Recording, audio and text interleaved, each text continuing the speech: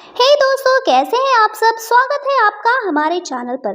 अगर आपको भी एनिमे स्टोरीज पसंद हैं तो हमारे चैनल को सब्सक्राइब करना ना भूलें। स्टोरी वापस वहीं से शुरू होती है। टोमोया अपने फादर नाओयुकी के साथ अपनी रिलेशनशिप को कन्फ्रंट करता है। पहली बार टोमोया डायरेक्टली नाओयुकी से कहता है कि अब वो सब कुछ समझ चुका है। उसका दर्द, उसकी थकान, उसका विथड्रॉल। वो कहता है, मैं समझ गया हूँ और अब तुम मेरे साथ रहो। मुझे तुम्हारा बोझ लेना है, तुम रेस्ट करो। ये मोमेंट इमोशनल है। नाओयुकी कुछ नहीं बोलता, सिर्फ धीरे से हाँ में सिर हिला देता है। टोमोया फाइनली अपने फादर को माफ करता है। ये पहली बार है जब टोमोया ट्रूली एडल्ट बन चुका होता है, अपने पास्ट के साथ शांति में। अब स्टोरी शिफ्ट होती है फुरुकावा हाउसहोल्ड में। टोमोया उशियो के साथ वापस सैनी और अकियो के घर लौट चुका है। उशियो खुश है, सैनी उसका ख्याल रखती है और अकियो टिपिकल अकियो स्टाइल में उसे खिलाता है। वो रात का सीन जब फैमिली डिनर के बाद अकियो सैनी से कहता है, तुम रो भी नहीं सकती थी, तुमने हर दिन मुस्कुराया सिर्फ इसलिए कि नगीसा का बच्चा रोए नहीं। सैनी के आंसू गिरते हैं। ये मोमेंट दिखाता है कि इन सालों में सैनी ने नगीसा के बाद कभी खुद के लिए ग्रीफ एक्सप्रेस नहीं किया। इस सीन में साइलेंट क्राइसिस होता है। फुरुकावा फैमिली भी फाइनली हील कर रही है। अगली सुबह टोमोया और उशियो नए घर के लिए निकलते हैं। ये अपार्टमेंट वही जगह है जहां पहले टोमोया और नगीसा शादी के बाद आए थे। अंदर सब कुछ बदल चुका है। यादें बस वॉल्स में छुपी हैं। टोमोया हर एक चीज़ को देखता है, लेकिन इस बार उसमें गिल्ट नहीं, एक नई रिस्पॉन्सिबिलिटी का एहसास होता है। वो बेड लगाता है, उशियो का डांगो उसके पास रखता है। उशियो कहती है, इसमें ममा की स्मेल है। टोमोया बस मुस्कुराता है। उसके लिए ये मोमेंट इमोशनल है क्योंकि ये एक नई जिंदगी की शुरुआत है। अगला सीन स्कूल का है। टोमोया उशियो को किंडरगार्टन ले जाता है। टीचर्स उसे वार्मली वेलकम करते हैं। टोमोया थोड़ा ऑकवर्ड फील करता है, लेकिन जब वो देखता है कि उशियो खुश है, उसकी आंखों में कॉन्फिडेंस आता है। उशियो दूसरे बच्चों के साथ गेम्स खेलती है और पहली बार टोमोया को लगता है कि नॉर्मल लाइफ पॉसिबल है। उसके बाद का सीन वर्क प्लेस का है। टोमोया वापस अपने पुराने बॉस के पास जाता है। वो जॉब के लिए रेडी है। बॉस उससे पूछता है कि क्या वो कॉन्फिडेंट है एज अ फादर।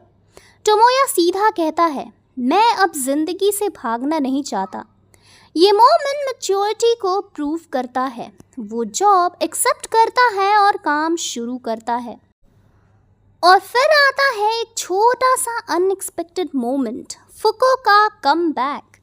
टोमोया और उशियो पार्क में होते हैं जब एक लड़की पीछे से आती है और डायरेक्टली उशियो को इमूटो यानी छोटी बहन कह के बुलाती है।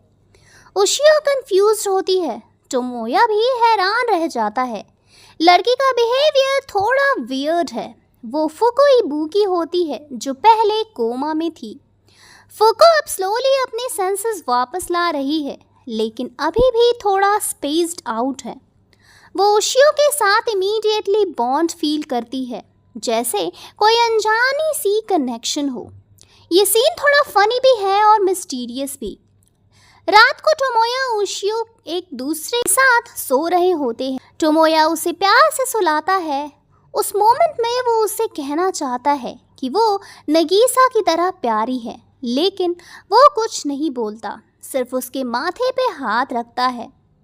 उस रात एक लाइट ऑर्ब दिखती है, एक ग्लोइंग लाइट जो खिड़की से आके टोमोया के पास से गुजरती है। टोमोया उसे सनलाइट समझकर इग्नोर करता है, लेकिन वो एक रियल विश ऑर्ब होती है।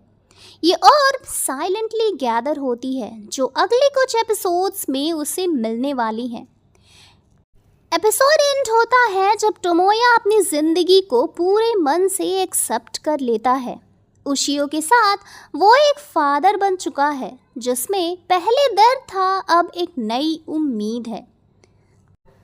अब बारी आती है इस एपिसोड की हिडन मिस्ट्रीज का। Tomoya is forgiving his father isn't just closure, it activates a wish. जब टोमोया अपने फादर को माफ करता है वो एक बड़ा कार्मिक बैलेंस सेट करता है।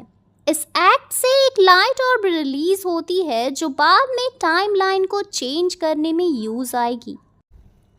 अकियो के कहने पर जब सैनी रोती है तो वो व्यूअर्स के लिए एक नॉर्मल सीन लगता है, लेकिन एक्चुअली ये मोमेंट उस ग्रीफ लूप को तोड़ता है जो टोमोया, अकियो और सैनी सबको बांध के रखता है। तभी से स्टोरी में हीलिंग शुरू होती है। फुको और ओशियो सडन बॉन्ड दिखाई देती है। फुको अभी भी पूरी तरह नॉर्मल नहीं है, लेकिन उसका ओशियो के साथ कनेक्शन दिखाता है कि क्लैंड वर्ल्ड में कुछ कनेक्शंस डेस्टिनी के थ्रू होते हैं। फुको फ्यूचर में इम्पॉर्टेंट रोल प्ले करेगी। एपिसोड 19 का सबसे छुपा हुआ मोमेंट है वो ग्लोइंग ऑर्ब। अगर आप ध्यान से ना देखें तो लगता है सनलाइट है, लेकिन एक्चुअली वो विश एनर्जी है जिसमें टोमोया के डिसीजंस का कार्मिक रिवॉर्ड स्टोर हो रहा है। ये और भी लेटर टाइमलाइन को चेंज करने में हेल्प करने वाली है। तो दोस्तों, कैसी लगी ये स्टोरी? अगर स्टोरी पसंद आई हो तो वीडियो को लाइक करें, चैनल को सब्सक्राइब करें। मिलते हैं अगले एपिसोड में। Till then, bye bye.